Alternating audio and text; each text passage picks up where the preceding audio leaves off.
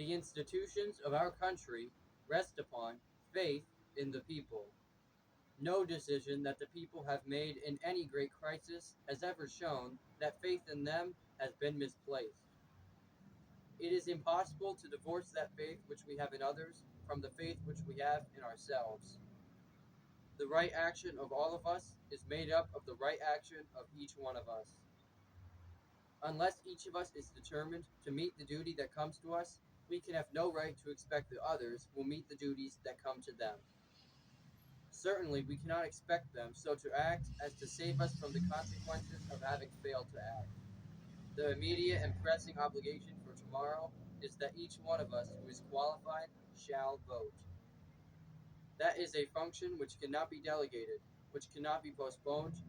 The opportunity will never arise again. If the individual fails to discharge that obligation, the whole nation will suffer a loss from that neglect. America, more thoroughly than any other country, has adopted a system of self government. Sometimes we refer to it as the rule of the people. Certainly, it is a system under which there is every opportunity for self government and every encouragement for the people to rule. Ours has been described as a government of public opinion. Of course, public opinion functions all the time. It no doubt has its influence on the actions of the executive and legislative branches of our government, and even though it be imperceptible on any given occasion, it is probably, as time passes, reflected in the courts.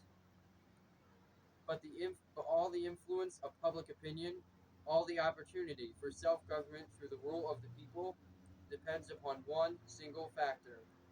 That is the ballot box.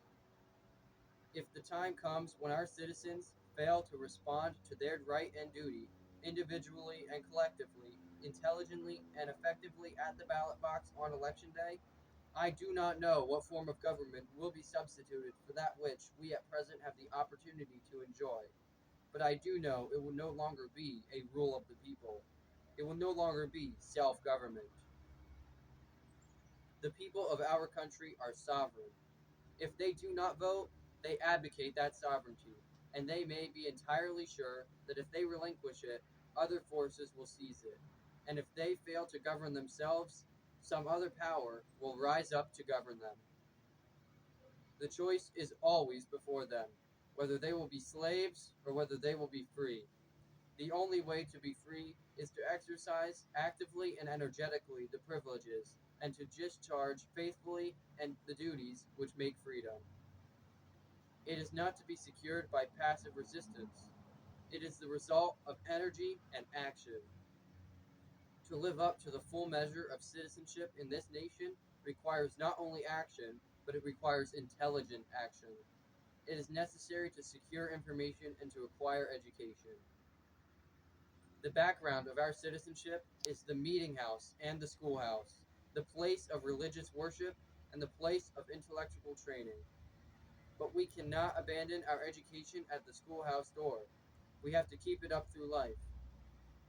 A political campaign can be justified only on the grounds that it enables the citizens to become informed as to what policies are best for themselves and for their country, in order that they may vote to elect those who, from their past record and present professions, they know will put such policies into effect. The purpose of a campaign is to send an intelligent and informed voter to the ballot box.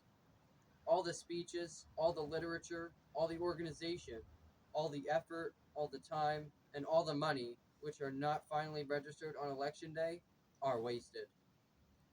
We are always confronted with the question of whether we wish to be ruled by all the people or a part of the people, by the minority or the majority, whether we wish our elections to be dominated by those who have been misled through the presentation of half truths into the formation of hasty, illogical, and unsound conclusions, or whether we wish those to determine the course of our government who have through due deliberation and careful consideration of all the factors involved reached a sound and mature conclusion.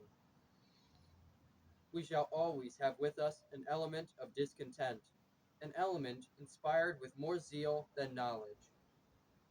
They will always be active and energetic, and they seldom fail to vote on election day. But the people at large in this country are not represented by them. They are greatly in the minority, but their number is large enough to be a decisive factor in many elections, unless it is offset by the sober second thought of the people who have something at stake, whether it be earnings from investment or from employment, who are considering not only their own welfare, but the welfare of their children and of coming generations. Our institution never contemplated that the conduct of this country, the direction of its affairs, the adoption of its policies, the maintenance of its principles should be decided by a minority moved in part by self interest and prejudice. They were framed on the theory that decisions would be made by the great body of voters inspired by patriotic motives. Faith in the people does not mean faith in a part of the people, it means faith in all the people. Our country is always safe when decisions are made by a majority of those who are entitled to vote.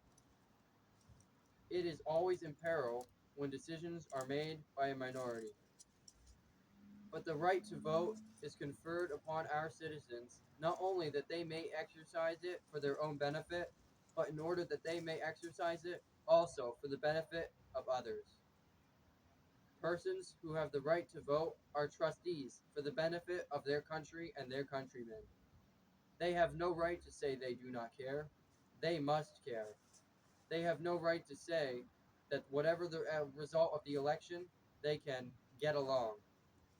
They must remember that their election, that their country and their countrymen cannot get along, cannot remain sound, cannot preserve its institutions, cannot protect its citizens, cannot maintain its place in this world unless those who have the right to vote do sustain and do guide the course of public affairs by the thoughtful exercise of that right on election day.